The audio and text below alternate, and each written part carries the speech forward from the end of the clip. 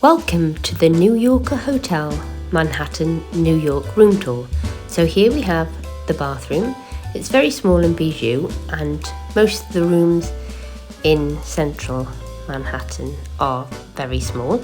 But I was lucky enough to get a larger room this time. So this is obviously the bathroom. Then we're coming out and we have a mirror and then a little cupboard wardrobe with ample storage and a desk area with coffee facilities, and I had 3 windows, 2 twin beds, and back round to the door. So as you can see, it is quite a small room, but I've had much smaller in this hotel, so I was really pleased with the size of this room. Adequate sized television, good blackout curtains, and this was the 36th floor, and as I said, I had 3 windows this time with an absolutely fantastic view of New York. So yes, it is a great hotel because the location is fabulous.